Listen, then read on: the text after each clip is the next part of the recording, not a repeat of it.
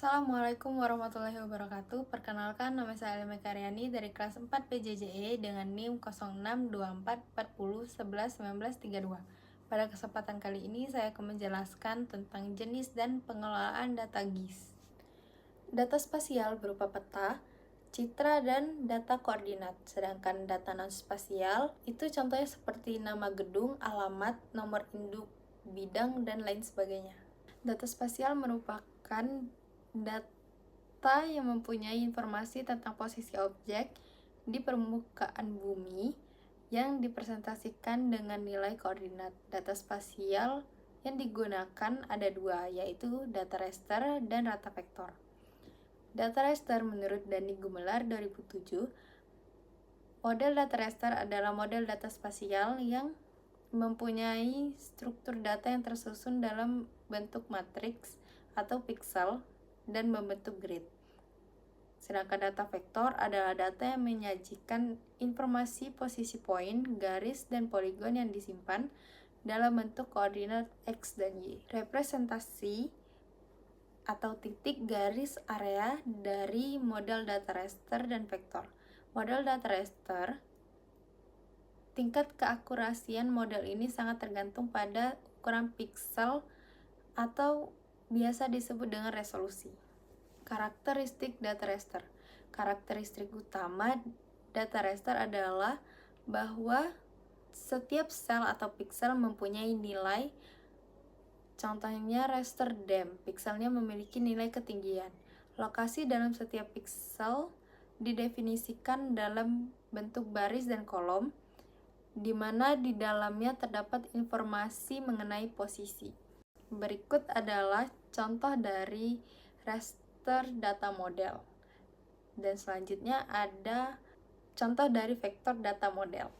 Penyimpanan data vektor. Data vektor yang sebenarnya adalah berupa titik, garis dibangun oleh dua titik yang memiliki koordinat berbeda. Sedangkan poligon dibentuk lebih dari dua titik koordinat.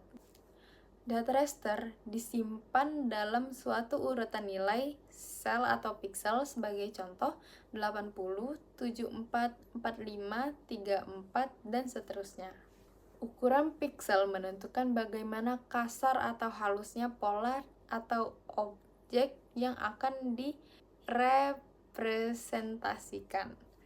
Semakin kecil ukuran piksel, maka akan semakin halus atau lebih detail. Akibatnya, data storage yang besar dan mempengaruhi kecepatan proses. Representasi dunia nyata menurut Bernhardsen bahwa sebenarnya dunia nyata dapat direpresentasikan dengan berbagai unsur sesuai dengan yang ada di lapangan. Sistem koordinat model data vektor dan raster.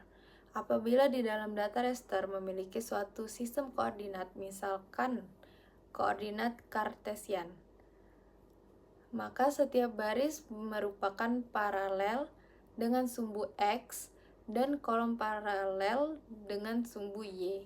Demikian pula apabila piksel memuat sistem koordinat UTM atau Universal Transverse Mercator, dan piksel memiliki ukuran 100, maka lokasi piksel tersebut pada 300, 500 east, dan 5.900.600 north.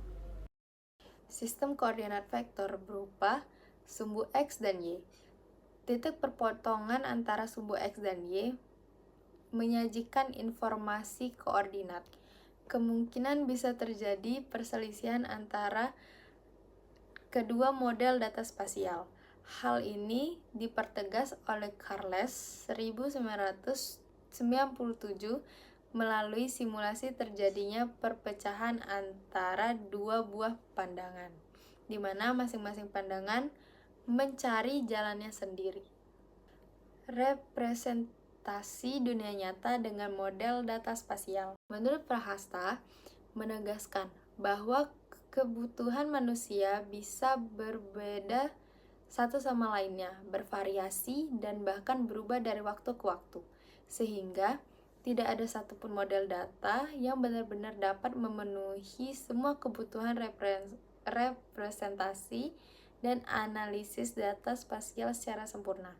Kedua model data spasial berbasis raster maupun vektor akan saling melengkapi dan bahkan dapat saling dikonversikan satu sama lain. Representasi objek geografis. Baik model data raster maupun vektor menyimpan kelebihan dan kelemahannya beserta konsekuensinya. Keduanya dapat dipadukan atau dikombinasikan dan direkomendasi bagi pengguna. Bisa mempresentasikan objek geografis. Berikut adalah contoh data vektor dan raster yang disatukan, namun data tersebut error, yang mana data raster dan vektor tidak dapat disatukan menjadi satu data yang sama. Dan berikut adalah contoh data raster dengan pixel resolusi rendah, jadi gambarnya pecah. Berikut juga ada contoh lain dari data raster dan vektor. Kelebihan model data vektor. Data berbasis vektor memerlukan tempat penyimpanan lebih sedikit di komputer. Hubungan topologi dapat dilakukan dengan mudah. Selanjutnya, mempunyai resolusi spasial yang tinggi. Keempat, representasi grafis data spasial dari model vektor sangat mirip dengan peta garis buatan tangan manusia.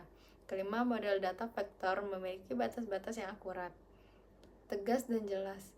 6. Transformasi koordinat dan proyeksi pada data model vektor tidak sulit dilakukan. Selanjutnya ada kelemahan data vektor. Yang pertama, data berbasis vektor memiliki struktur data yang kompleks. Kedua, data berbasis vektor tidak mudah untuk dimanipulasi. Yang ketiga, pengguna tidak mudah berkreasi untuk membuat program sendiri untuk memenuhi kebutuhan aplikasinya. Keempat, proses untuk mendapatkan data vektor harus melalui tahapan yang disebut proses digitasi. 5. Dalam memproses dan mengolah data vektor diperlukan perangkat lunak dan perangkat keras yang mahal. Keenam, proses overlay beberapa layer data vektor secara simultan memerlukan waktu yang cukup lama. Selanjutnya, kelebihan model data raster. Yang pertama, memiliki struktur data yang sederhana. Yang kedua, mudah dimanipulasi dengan menggunakan fungsi-fungsi matematis sederhana karena strukturnya sederhana seperti matrik bilangan biasa. Yang ketiga, proses generalisasinya mudah. Keempat, gambaran permukaan bumi dalam bentuk citra raster yang dapat dari radar atau satelit penginderaan jauh selalu lebih aktual daripada bentuk vektornya. Yang kelima, prosedur untuk memperoleh data dalam bentuk raster atau citra lebih mudah, sederhana, dan murah. Yang keenam, harga sistem perangkat lunak aplikasi cenderung lebih murah. Selanjutnya ada kekurangan data raster. Yang pertama, data raster memiliki ruang atau tempat penyimpanannya yang lebih besar. Yang kedua, sangat sulit untuk mempresentasikan hubungan topologi. Yang ketiga, tampilan atau representasi dan akurasi posisinya sangat bergantung pada ukuran pikselnya atau resolusi spasial. Yang keempat, sering mengalami kesalahan dalam penggambaran bentuk dan garis-garis batas-batas suatu objek. Yang kelima, metode untuk mendapatkan format data vektor melalui proses yang lama, cukup melelahkan. Yang keenam, transformasi koordinat dan proyeksi lebih sulit dilakukan. Sekian video dari saya. Wassalamualaikum warahmatullahi wabarakatuh.